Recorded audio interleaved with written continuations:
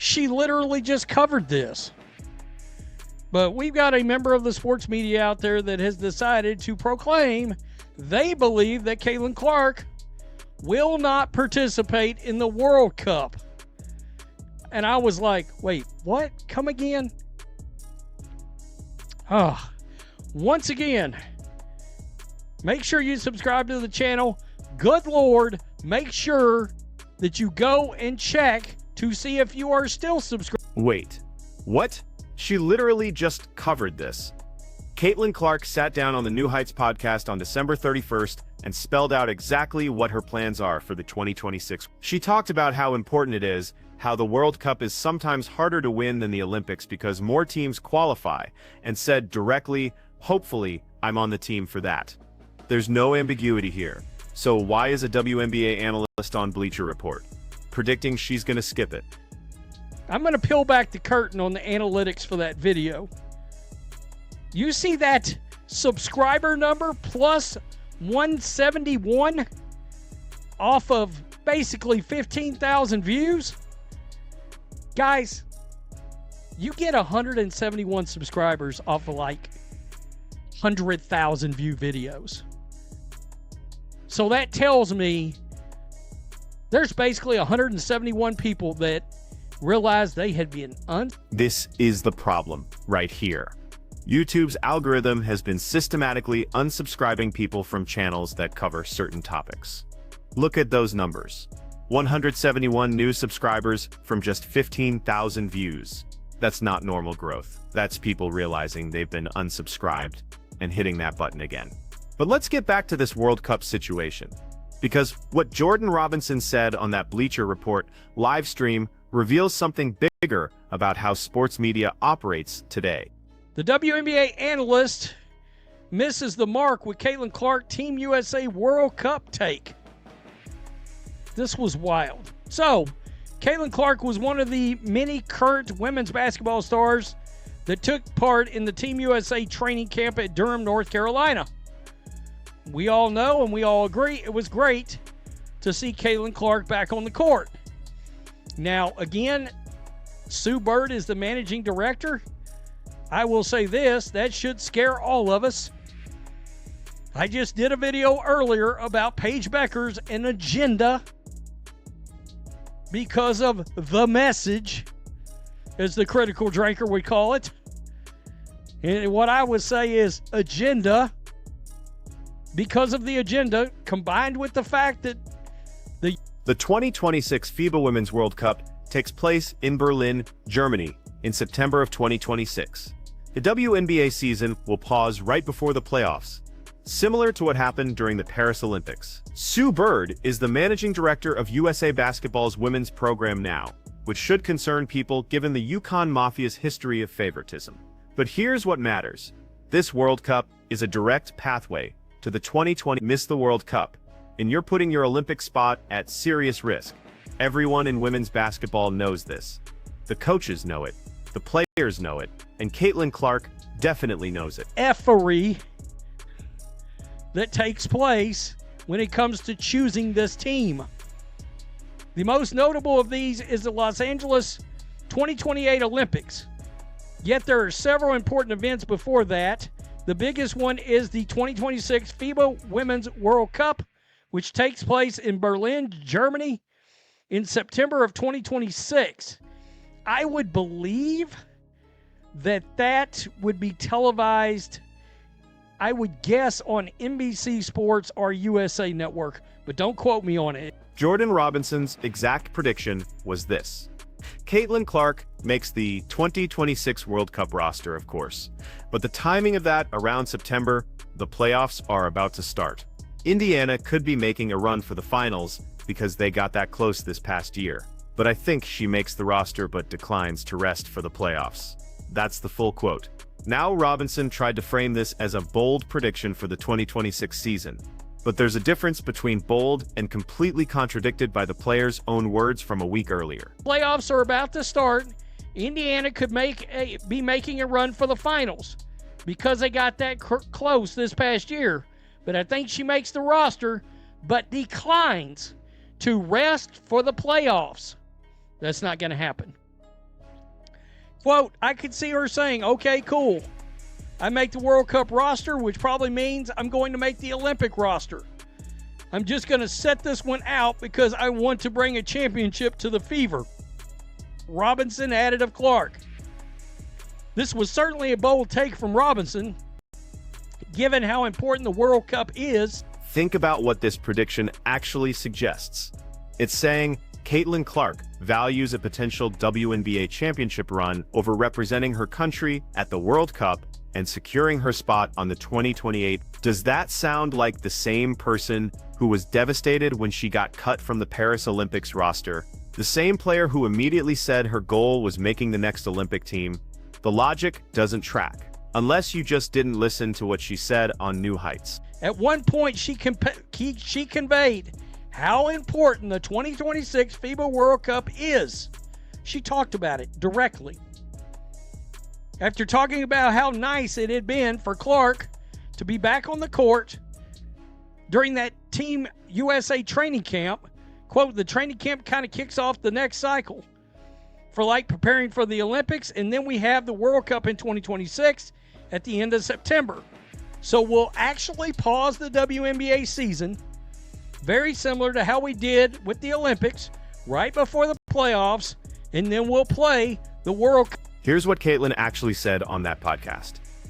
After talking about the December training camp in Durham, North Carolina, she explained, the training camp kind of kicks off the next cycle for preparing for the Olympics, and then we have the World Cup in 2026 at the end of September, so we'll actually pause the WNBA season, very similar to how we did with the Olympics right before the playoffs, and then we'll play the World Cup. She's describing the logistics, she's explaining how it works. That's not the language of someone planning to skip it. Cup, you know the best part about this? We're going to get extra Caitlin Clark this year. After last year, we need it. Quote, technically, the World Cup in the past has almost been harder for us to win because there's more teams to play in the World Cup than teams qualified for the Olympics. So times it's harder to win. So hopefully I'm on the team for that. She just come out and said, I want. But then she went further. She said, technically, the World Cup in the past has almost been harder for us to win because there's more teams to play in the World Cup than teams qualified for the Olympics. So times it's harder to win. So hopefully I'm on the team for that. Hopefully I'm on the team for that. Those are her words. Not I'm thinking about it. Not we'll see what happens. Hopefully I'm on the team. That's a player expressing her desire to participate. Clark added, of the 2026 FIBA World Cup, and my goal is to be on the Olympic team for 2028. It feels like it's far away, but it's probably way closer than it sounds. So again, she was talking about the World Cup. Hopefully, I'm on the team for that. And then she said her goal is the Olympic team for 2028 as well. And she didn't stop there. She added, and my goal is to be on the Olympic team for 20. It feels like it's far away, but it's probably way closer than it sounds. So we've got Caitlin Clark on December 31st saying the World Cup is important. It's sometimes harder to win than the Olympics. She hopes to make the team, and her goal is the 2028 Olympics. Then, on January 1st, Jordan Robinson predicts she'll decline her World Cup spot to rest for the playoffs. What are we doing here? I mean, what are you doing exactly? I'm going to predict she's going to skip it. Really? I mean, that makes no sense. She talked about, I thought with a lot of conviction, I didn't think there was any confusion, how much you could visibly tell and hear, sports media, you could hear how important that was to her to take part in that. I mean, what are we doing? I wanted to make this video because I wanted to shoot this crap down immediately. This isn't about one analyst making one bad prediction. This is about a pattern in sports media where people make claims without doing basic research. Caitlin Clark gave a detailed interview about her international basketball goals less than 48 hours before this prediction aired. That interview is publicly available. It was on one of the biggest sports podcasts in the country. hosted by Travis and Jason Kelce. This isn't some obscure quote buried in a local newspaper. And yet somehow, a WNBA analyst on Bleacher Report either didn't know about it or chose to ignore it. The question becomes, why? Is it laziness? Is it the need to generate bold predictions, regardless of whether they make sense? Or is it something else entirely? Let's talk about what's actually going to happen in 2026. The WNBA season will run from May through September. Around mid-September, right before the playoffs begin, the league will pause. The World Cup will take place in Berlin over approximately 10 days. Then players will return to their WNBA teams for the playoffs. Yes, it's a tight turnaround. Yes, it's physically demanding. But this is the exact same structure that happened during the Paris Olympics. And Caitlin Clark was vocally disappointed she didn't get to participate in that. The Indiana Fever made the playoffs in 2024 as the 6th seed. They lost in the first round to the Connecticut Sun. Could they be better in 2026? Absolutely. They've got 2 more years of Caitlin Clark and Aaliyah Boston developing chemistry. They'll likely add pieces through free agency and the draft. A deep playoff run is realistic. But here's what Jordan Robinson's prediction misses. Caitlin Clark can do both. She can play in the World Cup and compete for a WNBA championship. Those goals aren't mutually exclusive. Look at the 2024 Olympics. A'ja Wilson won Olympic gold in Paris, and then came back and led the Las Vegas Aces deep into the playoffs. Breanna Stewart did the same with the New York Liberty. Napheesa Collier played in the Olympics and then carried the Minnesota Lynx. The idea that participating in international competition somehow prevents you from succeeding in the WNBA playoffs is contradicted by literally every recent example we have. But there's another layer to this. The 2026 World Cup isn't just another tournament. It's the primary evaluation tool for the 2028 Olympic roster. USA Basketball will be watching to see who performs under pressure, who fits the system, who can handle the international game. If Caitlin Clark skips the World Cup, she's essentially telling the selection committee, don't worry about evaluating me, just trust that I'll be ready in 2028. That's not how this works. That's not how any of this works. Sue Bird is the managing director now. Diana Taurasi is likely retiring after 2026. The guard spots for 2028 are wide open. Sabrina Ionescu will be there. Kelsey Plum will be in the mix. Jackie Young, Jewel Lloyd, Arike Ogunbowale. There are a lot of talented guards competing for limited roster spots. Caitlin Clark cannot afford to skip the World Cup if she's serious about making the Olympic team. And based on what she said on New Heights, she is absolutely serious about it. So where did Jordan Robinson's prediction come from? The charitable interpretation is that it's a genuine attempt at a bold take that simply didn't account for Caitlin's recent comments. The less charitable interpretation is that it's engagement bait. Say something controversial about the most popular player in women's basketball to generate clicks and debate. Either way, it's irresponsible. Sports media has a credibility problem, and predictions like this are exactly why. When you're analyzing someone's future decisions, the bare minimum requirement is listening to what that person has actually said about their intentions. Caitlin Clark could not have been clearer. She wants to play in the World Cup. She views it as important. She sees it as part of her path to the 2028 Olympics. There's no hidden message to decode. There's no reading between the lines. She said it directly.